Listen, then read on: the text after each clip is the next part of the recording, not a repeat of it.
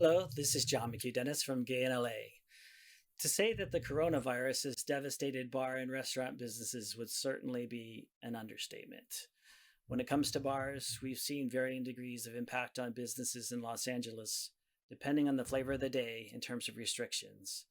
And bars with a significant food business, such as the Abbey and Rocco's in West Hollywood, remained open during times when restricted dining was allowed, but bars with no significant food service, such as the Motherlode, Rage, and Revolver, shut down completely. Some bars, like Mickey's, where they could have potentially done something with food since they have a kitchen, opted to stay closed. And unfortunately, some bars, Rage and Gold Coast come to mind, closed permanently.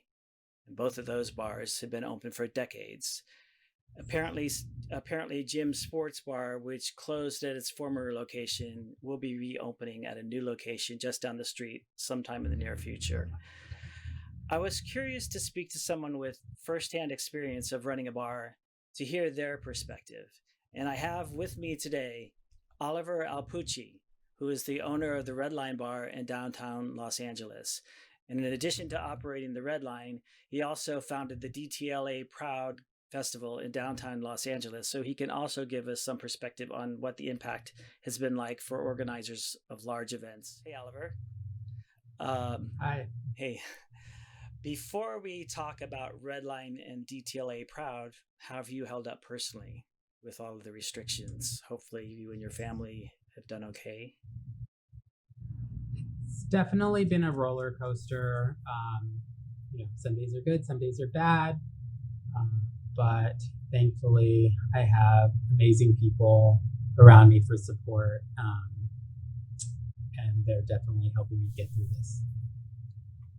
Walk us through what it was like for you as the owner of Redline when restrictions started going into effect. Restrictions. It was a nightmare. Uh, you know, remember it to the day. March 15th, an announcement was made, and we had to shut our doors at midnight. And we didn't know when we were going to open again. It's been 9 months, and every few months, it's always something different of like, you can't open, we gear up to open. We were supposed to open July 1st. Then it was like, you're shut down again. We to do to go, like switch over to go. That didn't work with the civil unrest in downtown LA. We got shut down again because of the riots and the peaceful protests that happened here. So it's just been one obstacle after another after another. And then recently we partnered with a restaurant that had access to a rooftop. We were there for 2 weeks, and then we got shut down again. So it's just been a very rough road to try to stay positive during all of this.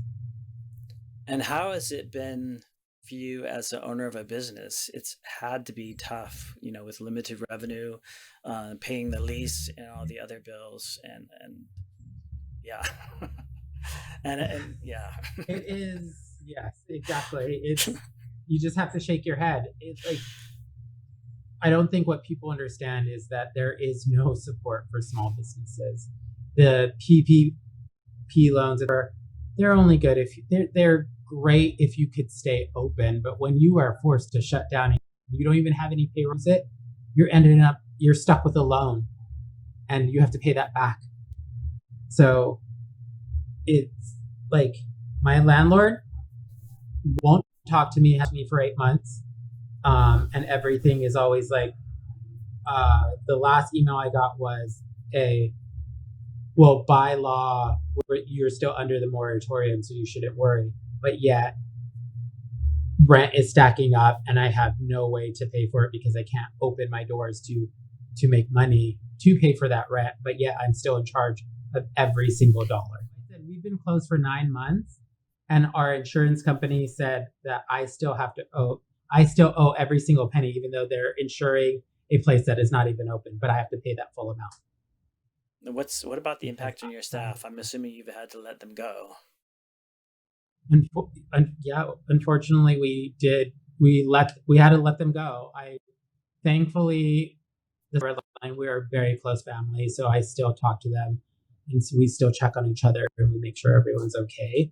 But as far as like work, we had to let them go in the first month. We had to let them go in order for them to be able to file for unemployment. Wow, that is tough. I did notice that I think I was looking Facebook. I noticed that you had a GoFundMe page. Could you tell me about that and where does that money go? Yeah. So when this happened, we didn't know what was going to happen. So we created a GoFundMe for the staff. Even though the staff is laid off, they are still part of the family. We are still raising money to support them. I think. You also produced the DTLA Proud event. Could you tell us about that and how that all got started?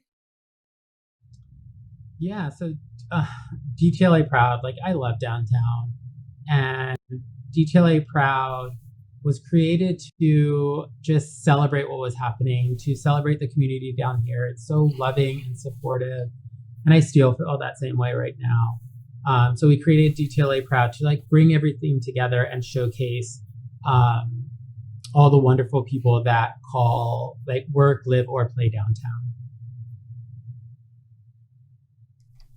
And any plans, obviously it's a huge event, so it's likely not going to be able to happen, this year. It's probably kind of on the borderline because I think you said you normally have that in August. Well, yeah, so we couldn't have it this year, of course, because all large events are shut down.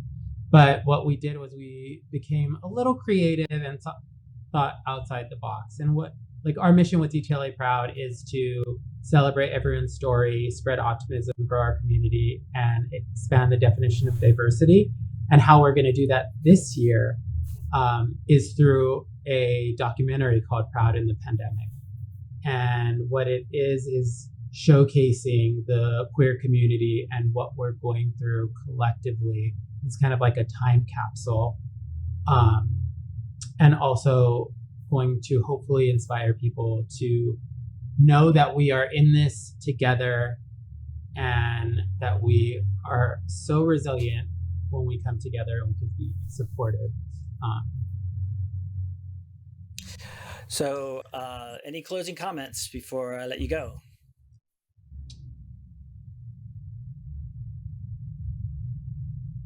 Know that you're not going through this alone. We're all suffering from this pandemic in our own ways, and know that we are stronger together and that we can support each other or try to support each other during this. Well, thank you for taking the time and stay safe. And I do hope to see you sometime soon in the flesh at either Redline or DTLA Proud. So we'll cross our fingers on that vaccine. Okay. Yes, we are not going anywhere. We are going to fight tooth and nail to make sure that we come back and better than ever. Okay. So this is Oliver Alpuche from Redline and the DTLA Proud. And that concludes our interview. We will see you next time.